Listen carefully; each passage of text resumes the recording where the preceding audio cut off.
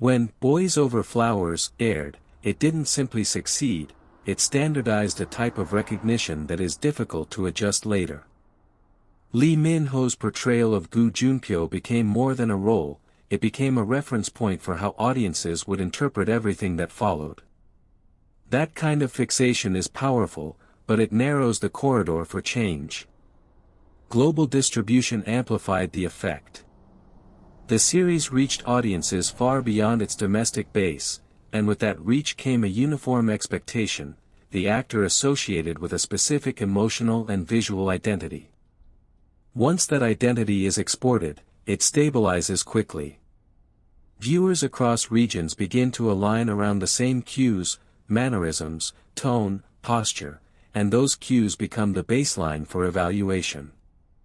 The immediate advantage is obvious: instant recognizability, sustained demand, and access to high-visibility projects. The constraint is less obvious but more persistent. Every subsequent role is measured against a fixed template. Even when the script differs, the perception filter remains. Minor deviations are either overlooked or judged as insufficient, major deviations risk rejection. What's notable in Lee Min-ho's case is the absence of abrupt rupture. Instead of attempting a sharp break from the Boys Over Flowers image, his choices lean toward modulation. Projects like City Hunter introduced action dynamics and different pacing, but retained a core composure.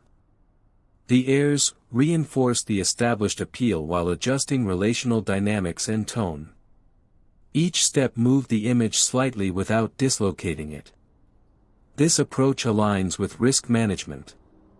In a globalized environment, where projects are evaluated across markets, preserving a stable signal can be more valuable than pursuing rapid transformation.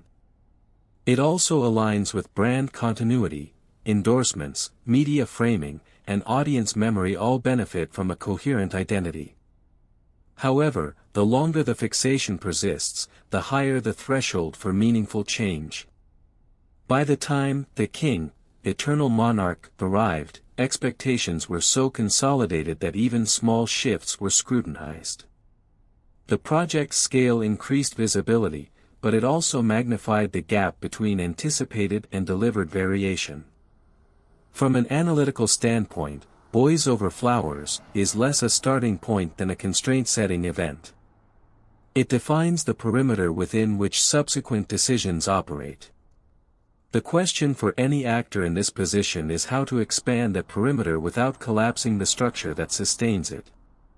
In Lee Min-ho's trajectory, the answer has so far been incremental, stretching the boundary rather than redrawing it.